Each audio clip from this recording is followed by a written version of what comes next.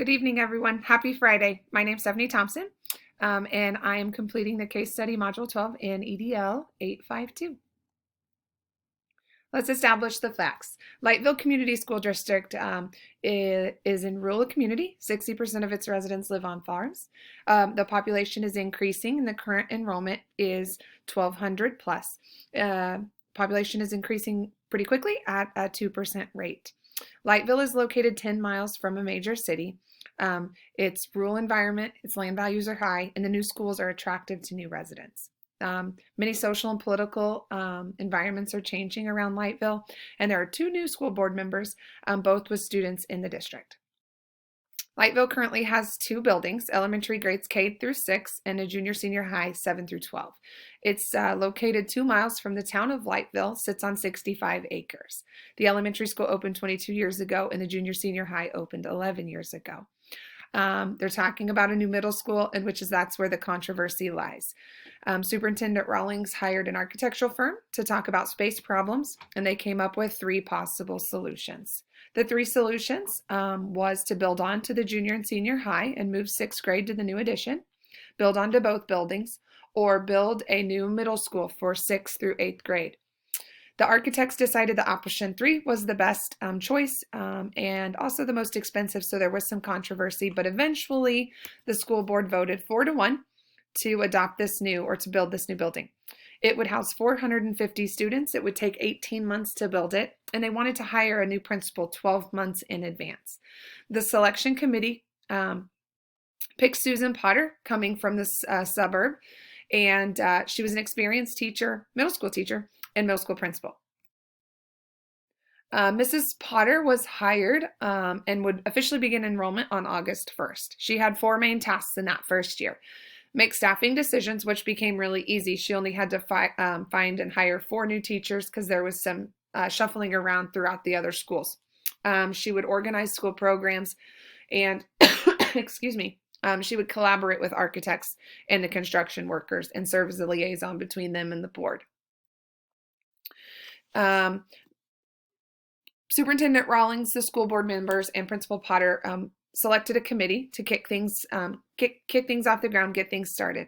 Their names would be the Vision and Planning Committee, and I think this is interesting, and we'll get back to that later. But 4 parents and 4 teachers were on the advisory committee, and they had several guidelines that they came up with. First and foremost, they would operate democratically, and everyone would get to vote. They hoped that they would reach a consensus when decision making, and their first task was to develop a vision statement. All stakeholders would be given input, and it would reflect the values and beliefs of the community, which there's several things in these guidelines that I'll talk about shortly. Principal Potter mentioned that she did not want to chair the committee, and after much hesitation, the committee decided that Helen Burke, an experienced teacher, would chair the committee.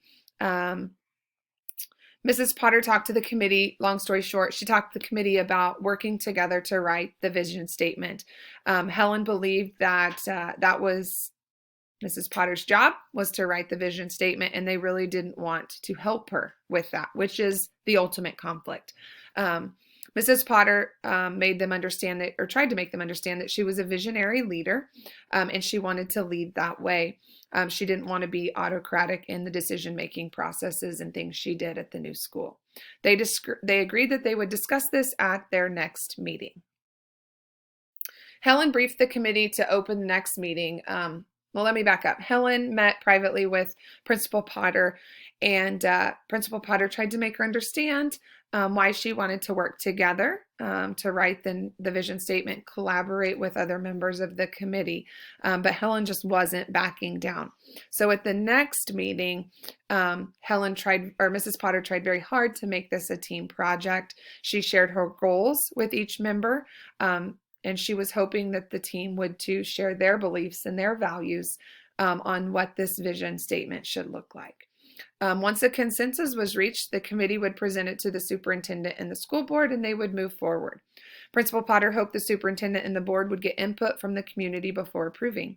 Helen and the committee voted that Mrs. Potter would still draft the vision by herself. 7 members voted, 5 agreed that Mrs. Potter should draft the document, and the committee went with that vote. So that is where the conflict lies in this case study. I didn't see any legal issues throughout. No one was harmed, no laws were violated, and there was no breach of contract. I thought that there was plenty of ethical issues that were brought forward in this case study, including the advisory committee isn't wanting to work collaboratively for the future success and well-being of each student and adult. A collaborative effort is needed. This approach doesn't embody a shared set of beliefs and values, and a team effort is needed, and additional stakeholder involvement is critical or crucial. None of the committee's original responsibilities were being followed, which I think those guidelines were put in place for a reason, and the committee agreed to those guidelines, but yet aren't following those guidelines. So I think that is an issue also. So the bottom line, Principal Potter has asked the advisory committee to work collaboratively to develop and implement this school vision statement. But the committee members have voted and are unwilling to be part of the process, and I believe Principal Potter was hired to do this, and they believe that Principal Potter was hired to do this part herself. Priorities that we know, Susan Potter hired 12 months in advance. There's 4 teachers and 4 parents. Helen Burke is chair of the committee, and collaboration clearly is challenging. Where are we talking about? Lightville Community Schools, a new building is under construction, rural America, population's growing at 2%, 60% enrollment live on farms, and it's located 10 miles from that major city. The programs in place, 2 buildings, an elementary school K-6 and a junior senior high 7-12, both public, both very rural. Things that we don't know. This is the part that gets me. We don't know much about the other committee members. We don't know anything about the parents on the committee. We don't know anything about the culture of the district. What are the students like within our district? We still have not even mentioned students in all of this. Who are the teachers? Who are the new teachers? Have relations been established somewhere else prior? I just don't know anything about relationships. What is the place like? What are the demographics within the community? Is there diversity? And what is this new school going to look like? Programs. What does our special needs look like within the building district? What's the ESOL needs? The curriculum. Is there opportunities for technical programs or college and career readiness opportunities for students? So putting this information into a priority, who has relevant stake in this outcome? Many, many people do, as I listed here. And many of these stakeholders have not been contacted about this vision for this new building. Learning more about this situation is very important, getting additional involvement from stakeholders. Currently, the advisory committee only accounts for 8 people, and we're talking about making decisions for 450 students, certified, non-certified staff members, not including all of the other relevant stakeholders that I mentioned. So here's some potential options. Option 1, I'll just put it out there. Mrs. Potter can just do it. She can write the vision. Option 2, Mrs. Potter can come back to the next meeting with important information for the stakeholders on why it's important, or excuse me, for the committee, on why it's important to work together and do this democratically. Or she can come together, venture out on her own, gain the information she needs and values and beliefs of all the stakeholders. She can talk to students, parents, board members, other admin, community members that are tied to the district. The list of people she can talk to gain insight before writing this vision statement is endless. Option 1, let's evaluate it. It's just not going to work. Let's be honest. However, the pros, it would be done. Helen Burke would be happy. The committee would be confident in Principal Potter's leadership. The cons, she'd be making autocratic decisions and she'd be going against every single thing her core values stand for. Option 2, I think this is a decent option. Come back. Say, guys, this isn't working out. Provide evidence, give examples. Say, hey, we can do this democratically. I'll put it on paper and pencil, but give me some ideas. Let's talk about what our core values are and what you see happening here. I think the committee would probably be agitated or mad at her. But I also think the committee would have more voice in the vision if option 2 was the decision made. Option 3, Principal Potter can venture on her own to gain as much information about the values and beliefs of all the stakeholders. I think this is the key here. The pros, new relationships would be built. She would have input from all the stakeholders on the vision, and she would give students a voice. Committee members would probably be upset that she reached out to others, but I think those relationships could be amended if needed. This option would, however, take a lot more time.